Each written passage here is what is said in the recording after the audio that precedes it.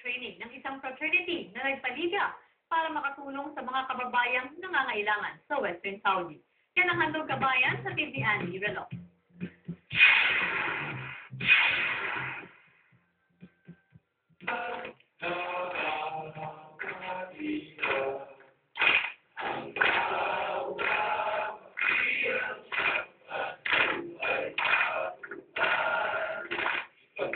Gaya ng kanilang himno na ito na patnubay ng buhay, muli na namang pinatunayan ng Tau Gamma Pi 3 Skillion International ang diwa ng kapatiran, pagtutulungan at pakikisama sa kapwa, lalo na sa mga kababayang nangangailangan.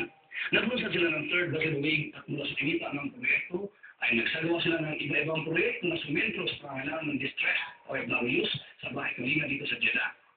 Kaya yan, ginagawa ang tradisyong taon-taon upang pangalagaan at kalusugan ng bawat miyembro at higit sa lahat, makatulong sa mga kababayan nating nangangailangan.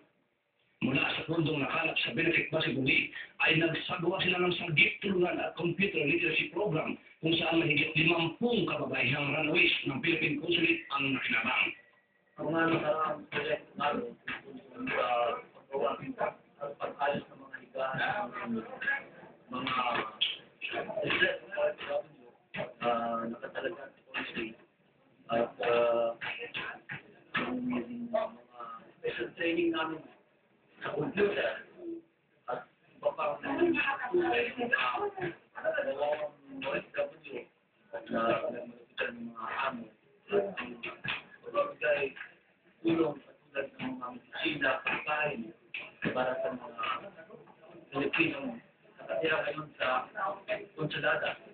Kaya naman feeling fulfilled ang matulong ng Triskelion dahil sa sama-sama nilang pagkilos ay nakatulong silang mabawasan ang paghihirap ng mga ward na pansamantalang nanuluyan sa bahay kalinga ng kulang sa mga gamit. Kung naman ang computer literacy program ay madalagagan ang kalma ng mga ward na makakatulong para makamove on sila sakaling makabalik sa Pilipinas o makahanap ng mas maayos at ligtas na mapapasukan. Ang mga miyembro ng kapatiran ay mula pa sa iba-ibang lugar tulad ng Asir, Tuwan, Rabik, Jeddah at Yangon. Ang mga ilang miyembro ng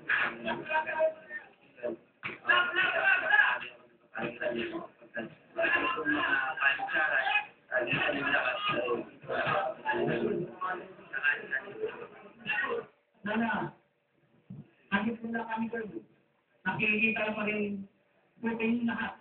Nabuo pa rin ang ating kapatiran ng Tau Gamma Pi at saka Tau Gamma Sigma, ang Triskelion, dito sa Jeddah.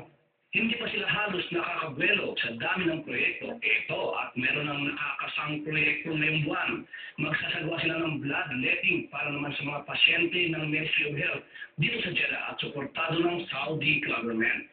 Ang darating na advertising bloodletting natin, kung natin ipapakita yung kanalan na pagbibigay ng pangalan at pagkakabili ng karangalan. Wala ka nakakasya natin na bigyan ng karangalan ng pangasinan. Nagbabalita sa list Andrelos Jeddah, Saudi Arabia.